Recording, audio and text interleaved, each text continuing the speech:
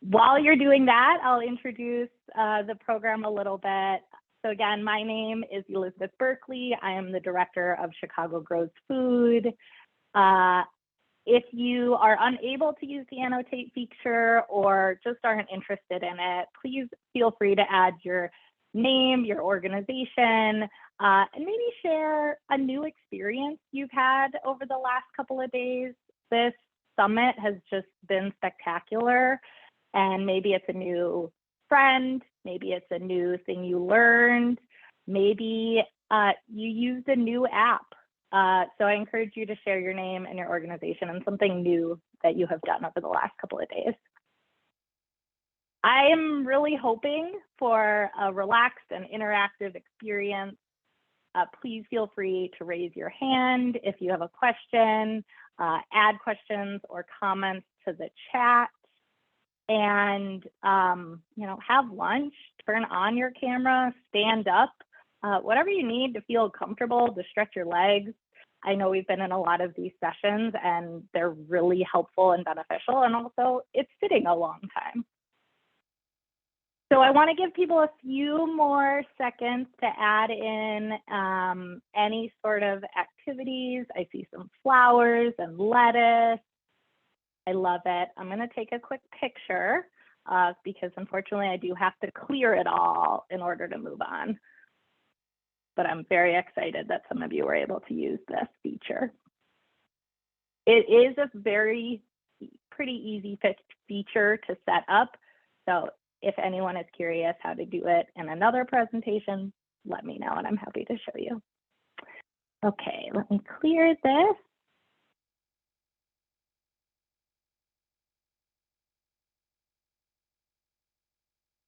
Who we are. So Chicago Grows Food is a democratic collaborative project devoted to expanding and unifying the food growing community in Chicagoland. Our mission is to creatively connect advocates for safe and environmentally conscious food production, land stewardship, food access, food security, and nutrition to catalyze and sustain equitable and holistic health outcomes for the communities of Chicago. We were established in May of 2020, so you can probably surmise that we started during the pandemic and because of the pandemic.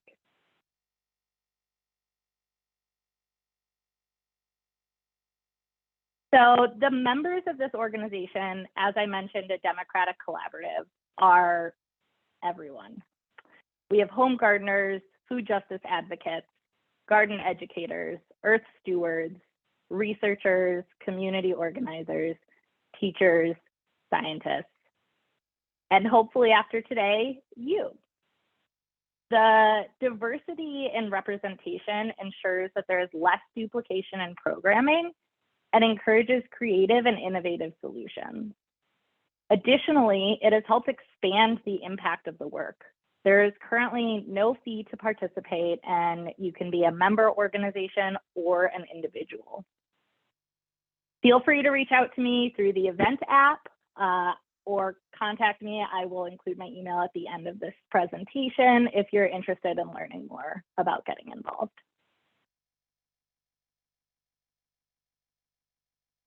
So the Grow Your Groceries initiative was really the catalyst for Chicago Grows Food. It was a relief effort to reduce barriers and equip hard-hit zip codes with the tools and materials needed to start growing healthy food. Since the beginning of the organization, we have grown to include additional program focuses in education and workshops and bringing the garden to your house. Grow Kits is our primary program, and those are typically distributed at schools and community events to students and families. And the home gardens are customized setups based on the space. So it could be a 4x4 raised bed, a 100-gallon grow bag, or 12 5-gallon grow bags. And we assess the space to create a customized installation based on your needs. So what's in a grow kit? So the grow kit includes a grow bag, a reusable grow bag, so you can use it year after year, potting mix that most of the time will include a slow release fertilizer, a seed packet or seedling, depending on what the produce is and time of year, and then an education and activity booklet. About to present actually led us to creating a more in-depth education and activity booklet, in addition to a youth booklet that has coloring and word searches and activities related to growing. So this is just a little background of the last few years, our impact so far. Based on data, we have distributed 9,273 grow kits. We think the number is actually closer to over 10,000 with kits that just weren't accounted for. We have done 44 home garden installations and just piloted that program in 2022, so are very excited to be expanding it in 2023. We've served 47 Chicago community areas and currently have 12 member partners. Here are just some photos from our distribution, and I want to give a chance if there are any questions or comments to ask.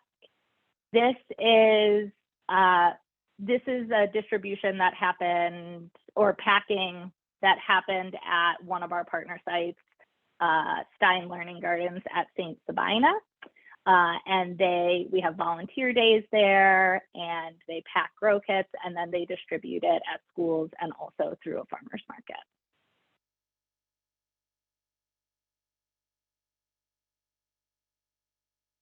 Great. Feel free to ask questions as we go. I'm happy to answer them.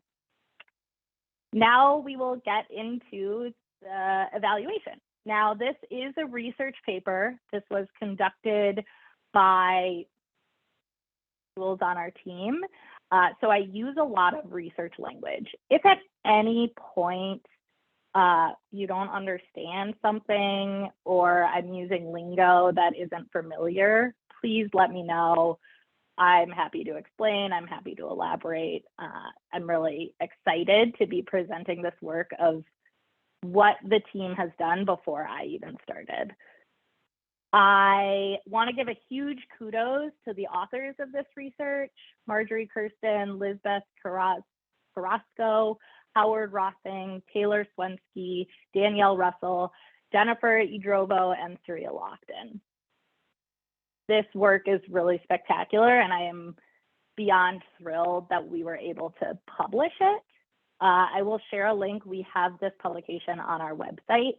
It was published in the Community Health Journal. Carla, I'm really excited to see that you're interested in this as an extension for your community garden program. Let's definitely talk more and see what we can do. So the background of how that started and where this research started is really with the large disparities of food insecurity in Chicago. It's concentrated on the south and west sides in predominantly Black and Latinx communities. The COVID-19 pandemic exacerbated existing rates of food insecurity by disrupting supply chains and household incomes. The cost of groceries increased during the peak of the pandemic and still continues, making food less affordable for individuals. And then food insecurity is associated with adverse health effects, including birth defects, anemia, mental health, chronic diseases, just to name a few.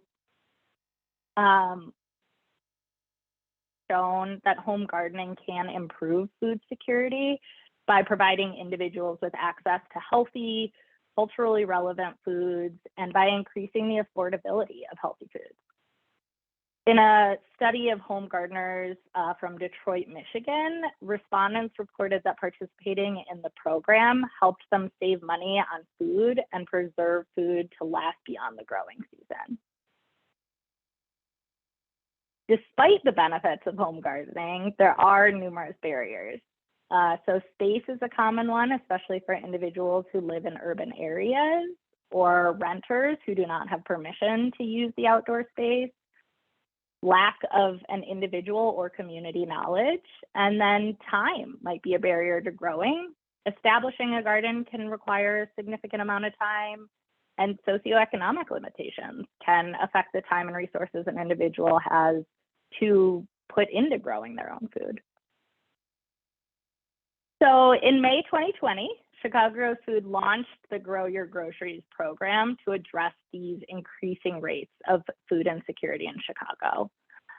It was developed to support families most affected by the pandemic, and schools were our primary vehicle for distributing the grow kits. Many of the member organizations have key partners within the Chicago public school system, so that was our primary distribution site.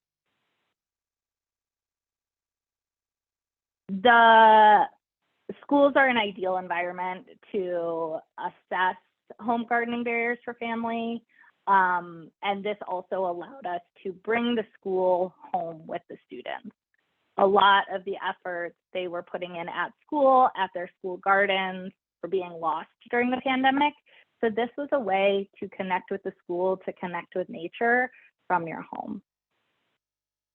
So because this was such an impactful first summer,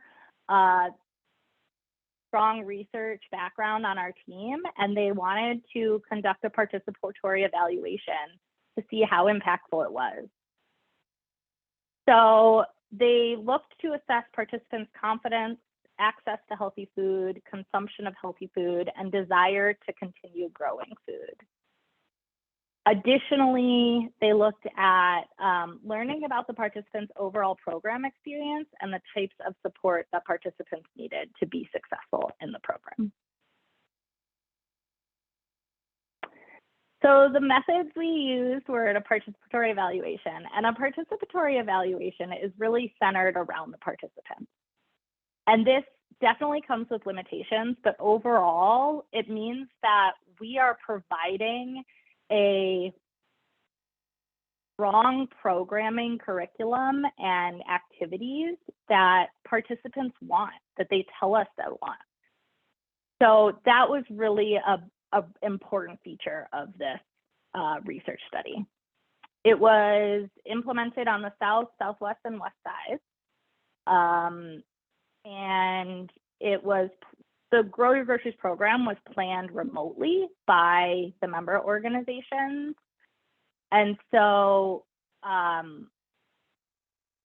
drew upon evaluation experience of members that had community-based organization experience, but we're currently working for universities. So we received some funding through the University of Illinois at Chicago and decided on this participatory approach.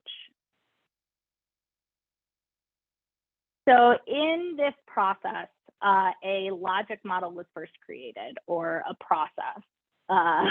The initial idea of how are we going to get this done was created. And then from there, you participants of the program to say, does this make sense? Are we asking the right questions? Are our goals and outcomes reasonable? Do they make sense? You know, coming from a university background and experience, you don't always know what participants are experiencing. So it's really helpful to have that voice. From there, a revised logic model, the process was looked at again and updated. And then to engage in these methods, the evaluation process was created by the team. So once the logic model was finalized, a creation of a 17-question participant feedback focus group, which helped us obtain feedback about the program from the participants. So they recruited participants through through the focus groups and convenience sampling. Teacher partners were recruited, and then a total of 2 focus groups were conducted via Zoom by 2 members. And then following the focus group, the evaluation team developed and distributed a 21-question survey in English and Spanish. The focus groups were also conducted in English and Spanish, and informed by the logic model to create the questionnaire, distribute it, then the analysis process began. I like to emphasize this part of the process because equity is so important in everything and in the work that we do, including in the evaluation process. So bringing the voices of the people that are experiencing the program and that are a part of the organization really makes a difference, even in the evaluation level. So the analysis was created, and they had 4 questions. Excuse me. They did. Okay. Focus group recordings were transcribed using an online transcription software and then reviewed by the team. 2 coders created initial codes by reading through focus group transcripts and identifying initial themes, and then they created a code book. Codes are really, it's a terminology of an idea or concept that shows up frequently throughout the conversation, pulled from the focus groups, but also pulled from open-ended questions and surveys. So after a code book was created, the coders recoded all of the transcripts, everything that they heard, to ensure that it was condensed into a more formal presentation. Survey data was then divided into qualitative and quantitative data. So qualitative is words, stories, thoughts, opinions. It's really what we're hearing, those long answers. And then quantitative data is those numbers. Yes, no questions on a scale of 1 to 5. How did this make you feel? Those types of questions, those numbers are the quantitative.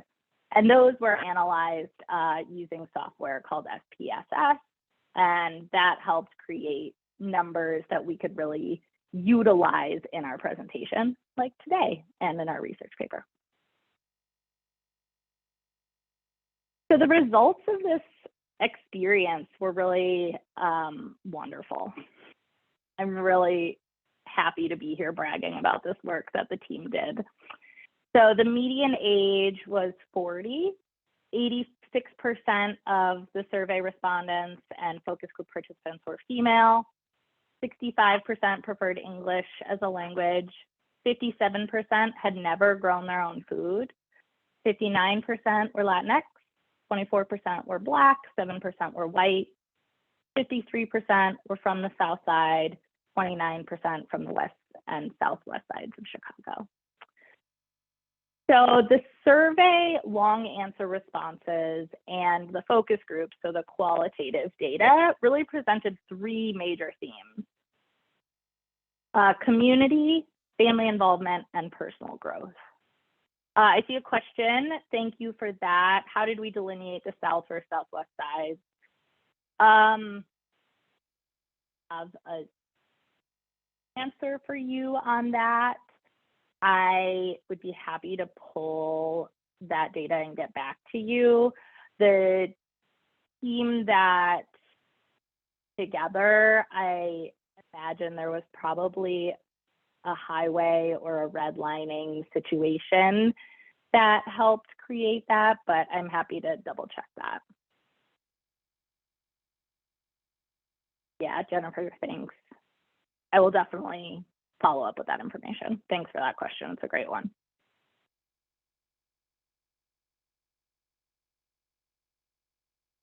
So for program experience, survey respondents, so all of this data here comes from our quantitative analysis. So really primarily the surveys with yes or no answers on a scale of 1 to 5 responses. So the majority of survey respondents took care of the plants in their grow bag 2 or more times per week.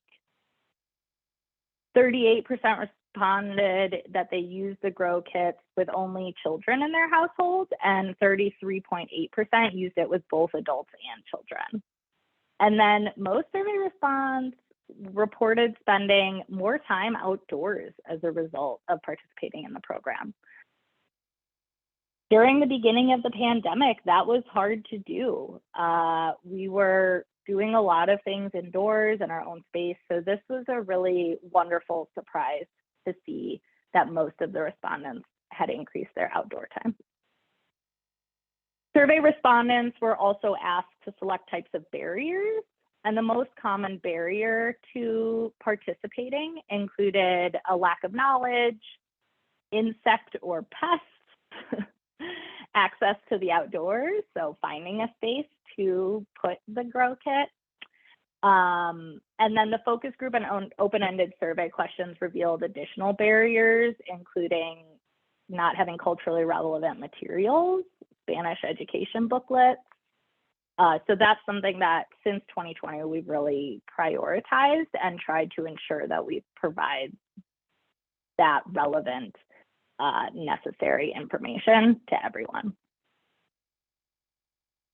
Survey respondents reported confidence in growing their own food and preparing the food that they grew by using their grow kit. All survey respondents reported some level of confidence preparing fruits, vegetables, and herbs that they grew. And then participants described their personal growth in learning how to grow their own food. And during the focus group and through the open-ended survey response, participants felt more confident in growing their own food. I have one quote here. "Because of the one and only Chicago Grows Food grow bag I received this spring, we started our own seedlings and actually transplanted 7 different crops. I'm excited to say we harvested our first zucchini and are looking forward to the rest of the season."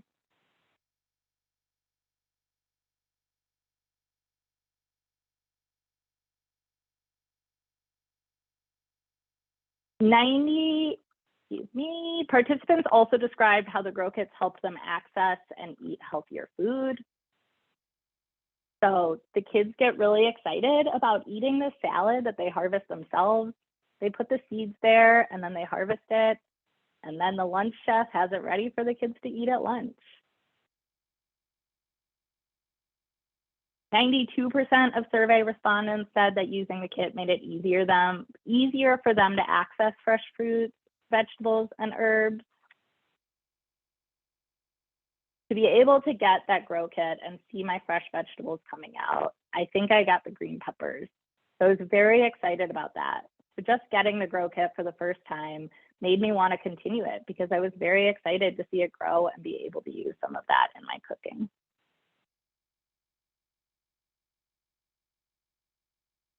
All of the survey responses indicated that they were likely to grow their own food again. This was huge and really informative for us to continue growing and continue programming. 62% of survey responses indicated that the program helped them overcome a challenge associated with the COVID-19 pandemic. So this could be a loss of income, food insecurity, loss of family, friends, or loved ones. Those were the most reported in terms of the grow kit helping them overcome challenges. One participant commented, "You know what, when the pandemic first started, you remember how terrible it was, where people were worried about going to the stores and going grocery shopping, thinking that they would catch COVID. And I just felt like, okay, if I plant my own vegetables, I will feel more safe getting it from the outdoors." And another quote I have here, "We have a very, very active gardening team at our school. And with the pandemic, they were not able to garden. They were not able to go to school. It was something that was shut down. I think that receiving the grow kit was a gift to them that they could do at home. It was like taking a little piece of what they did at school home And I think that was a connection that we needed for the pandemic, the relationship between the school and at home. I think that was another therapeutic thing for them. This quote really got me. I was really happy to see that it had that impact. So overall, home gardening has potential to address food security in urban communities, but the benefits of these programs are understudied. Previous studies have investigated the benefits, but this was the first study of a program that uses reusable fabric grow bags as the growing media for a home garden program. The findings of this evaluation identify factors that may help participants engage more deeply and be more successful in such programs in order to maximize their impact. Our findings indicate that most participants reported high levels of confidence in growing their own food and high likelihood of growing their food again. Our findings also indicate that participating in the Grow Your Groceries program helped most participants eat healthier food and made it easier for them to access healthier food. So did anticipate a lot of these outcomes or hoped for a lot of these outcomes. It was definitely a surprise to see the qualitative data about family, community, and personal growth as benefits of the program. We heard and read short stories about individuals learning to grow from their own food using the Grow Kit. Many felt accomplished, like they had achieved personal growth through the experience. And many of our findings related to food security, healthy food access, and community connections that are supported by other evaluations of home and community garden programs. The results of this study, we hope, will help to identify important potential barriers and facilitators to participant success in home gardening programs. Our respondents, 77% reported experiencing at least one barrier while participating in the program, and that was really knowledge of gardening, pests, and access to outdoor space. So we're excited to start addressing some of those issues as well. All research projects have limitations. The small sample size was our biggest limitation. It cannot be generalized, however, it can help inform. The sample composed of people who are interested in growing food and opted into the survey, so they may be more likely to have been participants, to be active, to grow, to work with their Grow Kit more than twice a week. So there is likely a sampling bias in the people that we surveyed and had in focus groups. And then, of course, recall bias is a popular one that happens often when you are conducting surveys sometime out from the programming. So this survey was conducted 1 year after program implementation, and we only did a post survey. So we don't have any baseline data for this research. And sometimes we forget what we did a year ago. Some conclusions. Innovative home gardening programs like this can improve access to healthy food as a precursor to improving food security while providing other benefits, including community connection, confidence, and a desire to grow one's own food. As more interventions seek to foster food growing within household, research should continue to include participatory evaluations to ensure that it makes sense to community members and is rooted in community-centered outcomes. And although these results from the evaluation should not be generalized, Grow Your Groceries can serve as a program model for a new method of home gardening to improve food security in urban areas. Policymakers can benefit from understanding the social, economic, and nutritional benefits of ensuring that food insecure populations have access to growing resources, even at the micro level of growing and fabric grow kits. Here are just some final quotes that I really loved. I showed my kids the process of how plants grow to cultivate vegetables that we could eat. I really appreciated the kit. It was very useful for my family and I really enjoyed it. It helped us bond by giving us an activity that we were all responsible for. I think it increased the awareness of being outside and appreciating something other than playing on a game inside.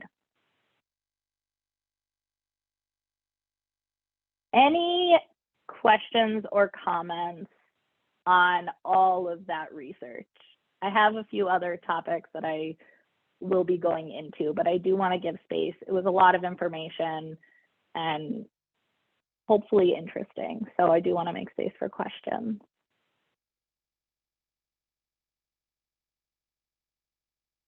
And a sip of water.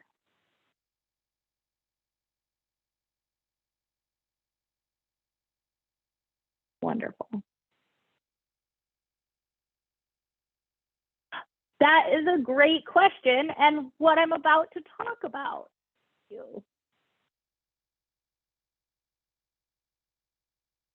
I do have a little information about using the grow bags and what they look like.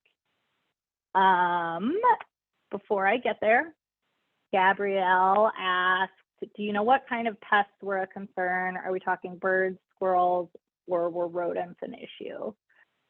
I believe it was primarily birds and squirrels and also insects. It was not data that was collected. However, it is data we intend to collect this upcoming year to also understand what time of year during the growing season they have issues, and that may influence what sort of support we provide them during that time. Great question.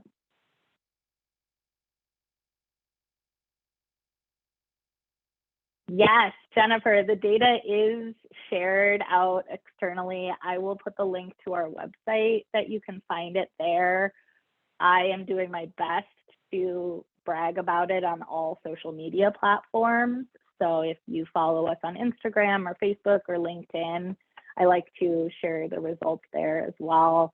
We're really excited about this work and it's only continuing to grow. So yes, please find it. I will share it. Check out our website. It's on there as well. We just did a less intense research project on the home garden pilot program that we did last year. That's also on our website and also very valuable information to have. Thank you for that question.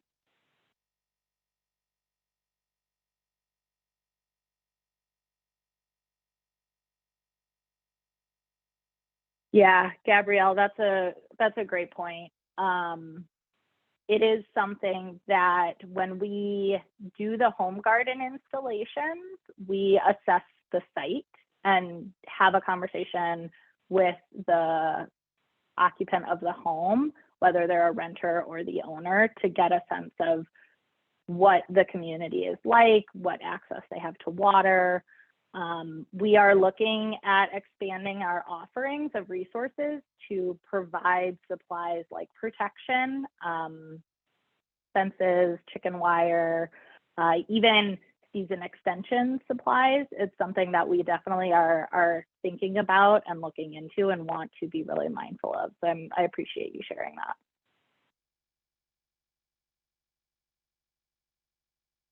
And the link to our website was put in the chat.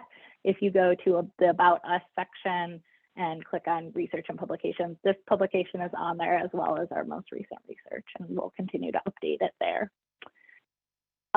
We provide soil for both the home garden program as well as the Grow Kit program, and so we know that soil is safe to use. Warren Williams, who's on the call, he is a much better expert than I am in this world, but we fully recognize that soil across Chicago is not equally safe, and that if we plant directly into the ground, we're not going to get potentially the best results that we want. So we do provide soil, and in that soil, it has a slow release fertilizer. So we do provide that, and we know that that soil is safe.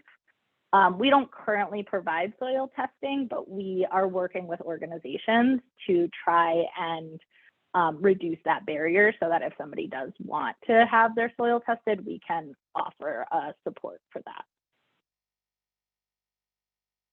Great questions. Thank you so much. Okay, keep them coming. I'm gonna show you all what a grow kit looks like. So this is the grow bag, and we use the grow bag because it's reusable, and it's fabric based, so it's light and easy to move.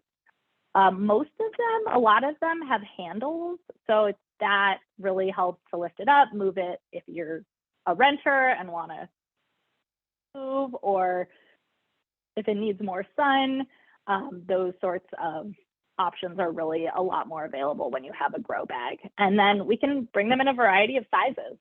Everything from 1 pound grow bags to 100-gallon grow bags, 1 gallon, excuse me, to 100 gallon. So we have a wide range that we work with, and it's really wonderful to be able to adapt to the spaces that we have. Jennifer, great question. We do offer workshops, and we are working really closely with the community food navigators to ensure that we're not replicating workshops, but really promoting workshops that already are available and supplementing any workshops that are needed in the short term.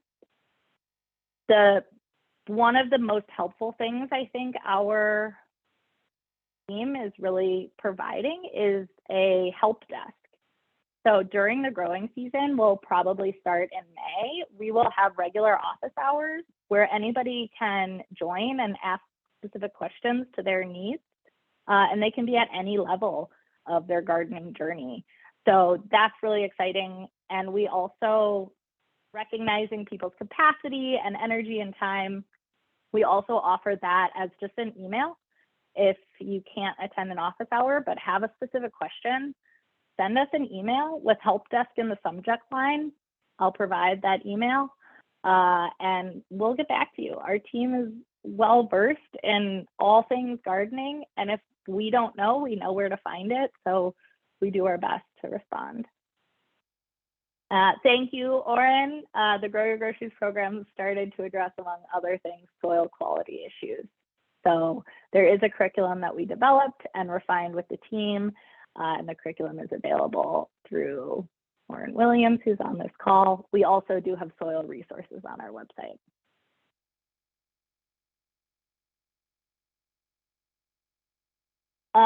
So some of the reasons why we use the grow bag, they allow for control of the soil and avoid contaminated soil. They come in many sizes and they're portable.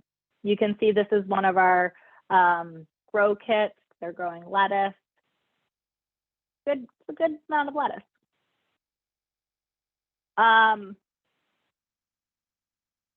As a sample example of the amazing work that we've done. Thanks for letting me use your picture. So grow your own groceries. You need a grow bag, potting soil, seedlings or seed, and slow release fertilizer. We do, again, have lots of resources on our website. We have a full resource page that is changed and updated all the time. If you have a resource you want to share, send it to me. We'll get it on the website. If you see something that's wrong, let me know. We'll edit it. We really want to make sure it's resourceful. We want to make sure it's by and for you all, so that you can grow the best plants that you want. You're always welcome to email us as well. Any questions or about that?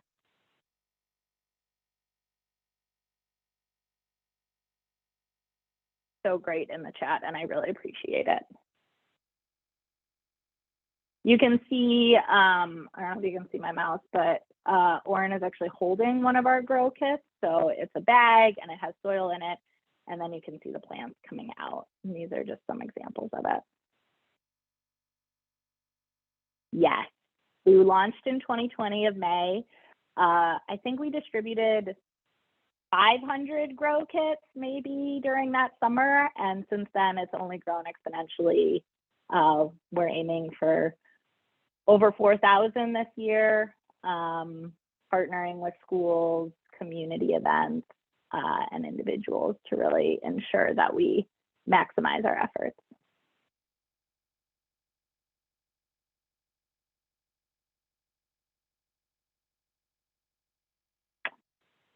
The last thing I want to talk about with the time we have left is just how Chicago Grows Food as an organization operates a little bit. It's really unique, at least based on the nonprofit experience that I have had. We are a fiscally sponsored nonprofit, and we're a collaborative. And so what that means is everybody is involved in the decision making. Everybody has a vote and a voice. Everything is decided through collaborative effort, and programming is really implemented as a team. So we have individual members and we also have organization members, and each organization or individual has a vote. And so if it's a big decision, sometimes we do it anonymously, sometimes we do it through chat, sometimes it's a conversation. We have broken the decision-making process down into needs. There are some decisions that the entire organization, everybody involved, gets to have a say, gets to have a voice. And then there are some decisions that maybe can be decided by a smaller group. And so a smaller group can prioritize their decisions to focus on that specific programming or evaluation. And with that, we actually have an evaluation team, a work group, where this sort of research is decided together. Is this how we want to approach it? Is this what we want to do? And so when it says a participatory evaluation, it's not just voices from the participants, but from the people providing the services, providing the programming. I see a few more things in the chat that I want to lift up. Kelly, do you help those that live in apartments, or do the people that want the grow kit have to be a homeowner? They do not have to be a homeowner. We do, one of the on-site visit is understanding how you're living in the space. We would be less likely to give you a 4x4 wooden raised bed if you are not the homeowner, since that's really hard to move with you. So just keeping those things in mind, that we would likely facilitate more of a grow kit situation so that you can easily transport it when you no longer live in that space. Thank you, Oren, for helping me. I really appreciate it. And Gabrielle, I'm definitely going to look into that. I'm excited to learn more about other systems. So the big thing about is that I, as the director of the organization, do not make any decisions from marketing to funding to programming without voices, input, support from the entire membership. They really tell me what they want, and I just help get it done. And that's a really wonderful space to be in. The members of the organization are supportive of each other. They collaborate. They want to help. So there's lots of resource sharing. There's lots of understanding where people's capacities are at to either provide help or say, I have extra capacity, where can I support you?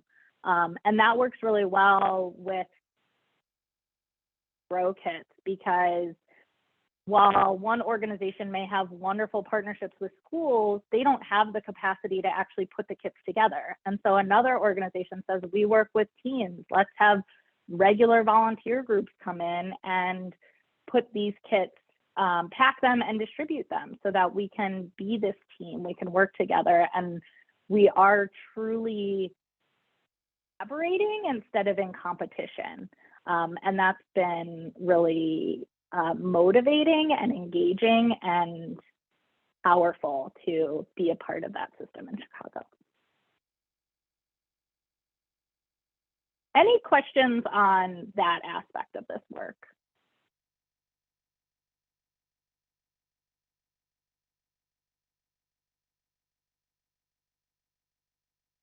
Anyone on the call that has had experience with a grow bag at home that wants to share, a recipient of a grow kit or a home garden? Anyone want to share about their general experiences with home gardening and maybe some challenges that they've had that I can bring back to my team and we can follow up with you, right? This is also a space to ask those kinds of questions.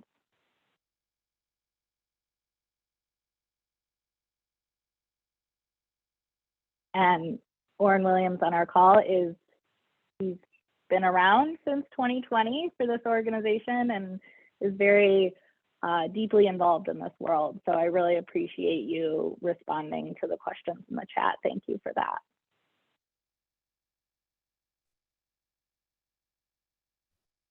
If anybody wants me to answer anything while we're here, I'm happy to do that as well. Anyone have any gardening questions? I don't really have a question, but I do have a concern. This is Carmen, and hi, Orrin. How are you? It's good to hear Carmen.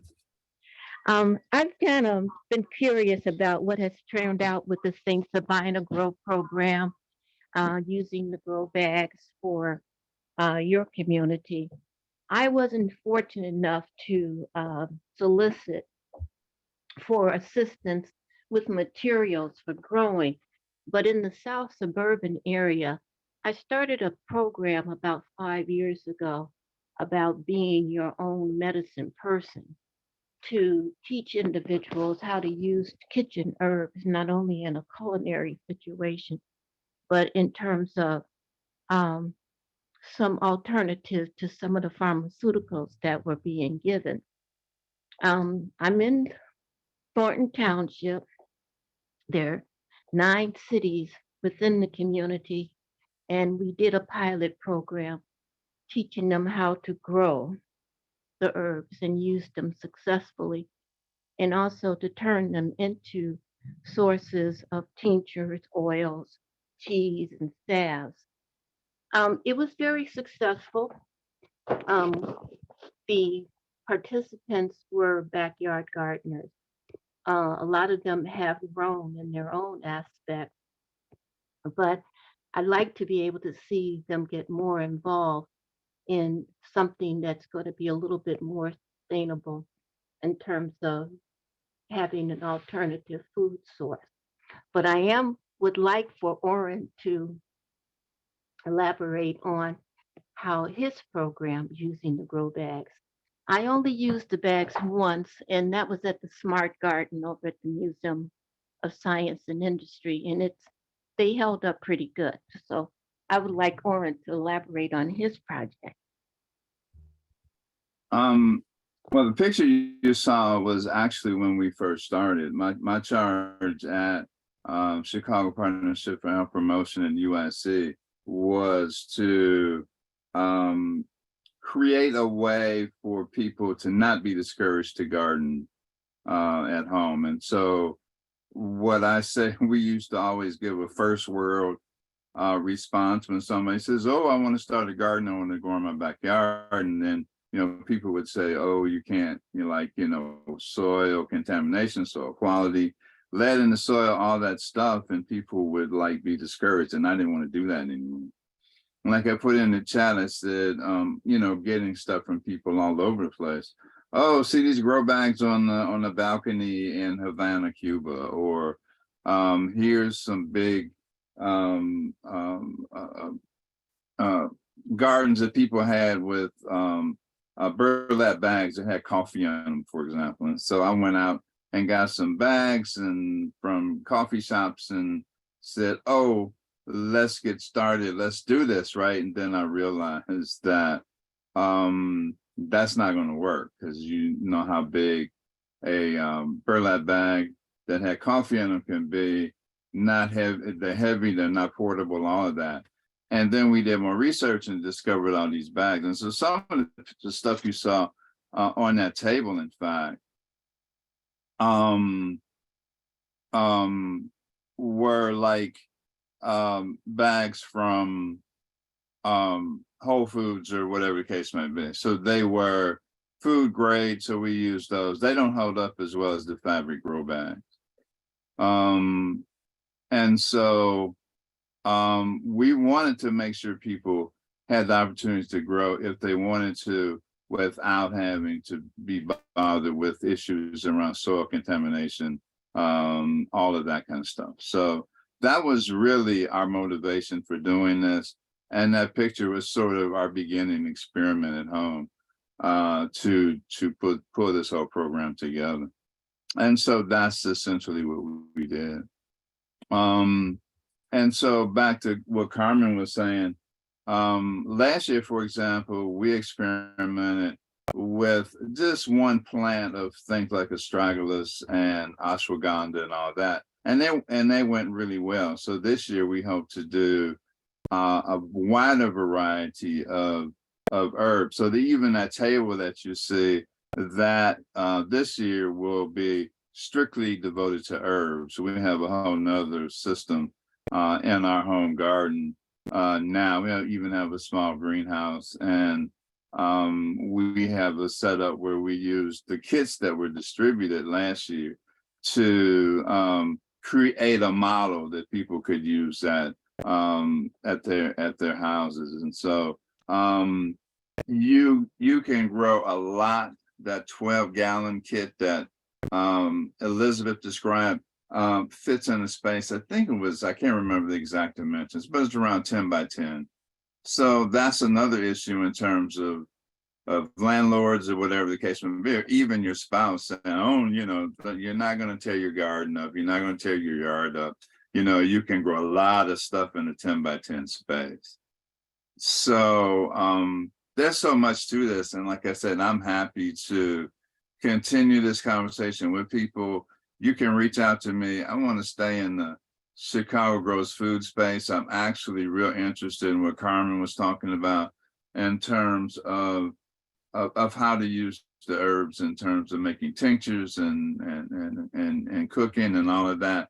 I think this is the kind of stuff Elizabeth will correct me, I'm sure, is that we want to evolve into being able to do and to teach people as we unveil this project and we roll it out.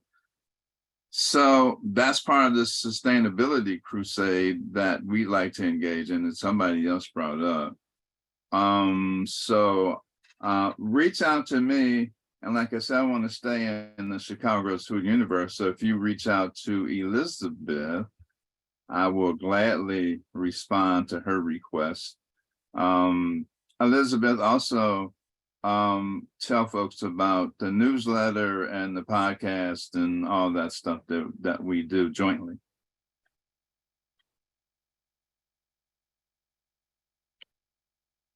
Yes, thank you.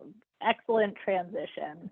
So if you are interested in connecting with us, one of the wonderful opportunities that comes with being a collaborative is that we do want voices from chefs and cooking instructors that can continue the work that comes after growing your own food, and creating curriculums maybe that are specific to the food that's being grown in the kits.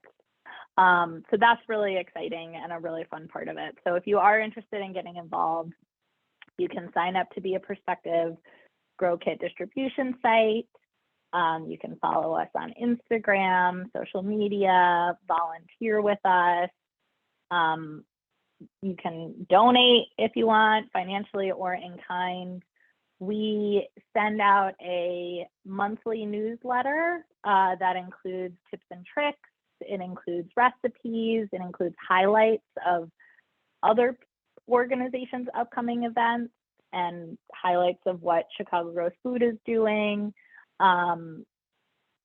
Oren does a wonderful Roots Watering Hole podcast about food literacy that I also send out in the monthly newsletter.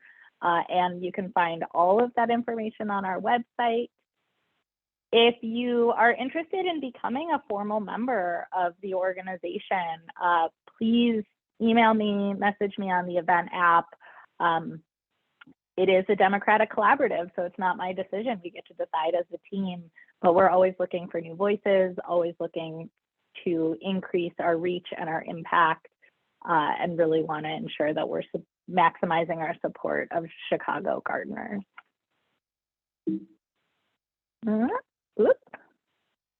So here's more information. The Chicago Grows Food at Gmail email is really the one to learn more about distributions, receiving grow kits. It's also where we have our help desk. So if you email chicagogrowsfood@gmail.com with help desk in the subject line and your question, we'll get an answer to you. www.chicagogrowsfood.org is our website. I've said today is on our website, or to the best of my ability is on our website. Our Instagram is @ChicagoGrowsFood. I really use this space to not promote, but lift up other organizations. What else is happening in the community? Where are there gardening workshops that might be helpful to what you're doing? I use it as a space to talk about things you can do with planting in January and February, and not just in May and June. And then some more with Facebook and LinkedIn, I do tend to use a little bit more in depth of posting the full publication, posting our research, really elaborating on a deeper level of the experiences and engagement that we have as an organization. Real quick, on that note, I see Jen Stewart in the house from Grow Greater Englewood. You should check them out too. They have another wonderful model in terms of home gardening, where they use raised beds and have done, I don't know, Jen, like what, almost 100, over 100 raised bed gardens and homes in Englewood.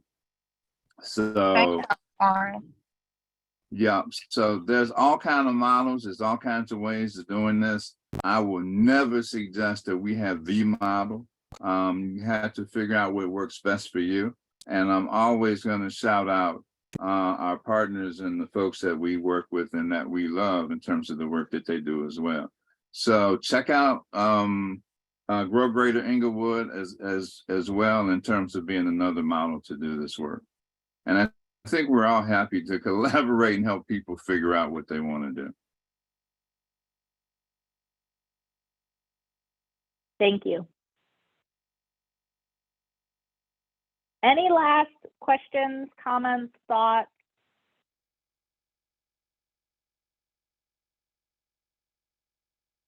On that, I will lift up some of our current member organizations, Gardeneers, Healthy Schools Campaign, Open Lands, Chicago Partnership for Health Promotion, University of Illinois at Chicago, DePaul, and then we do have a few individual, Stein Learning Gardens at St. Sabina, and then we do have a few individual representatives as well.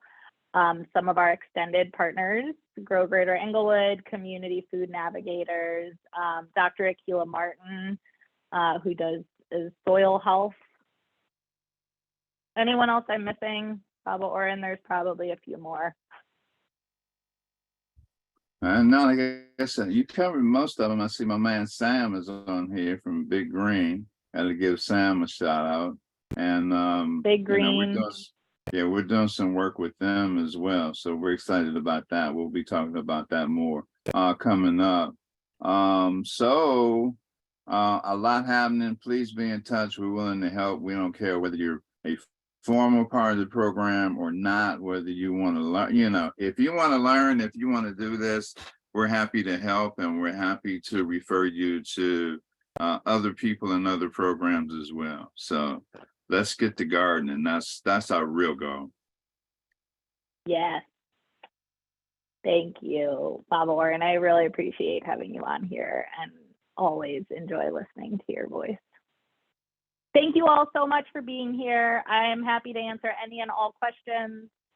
I love to talk about gardening and food, so hit me up if you just, want to chit chat about produce.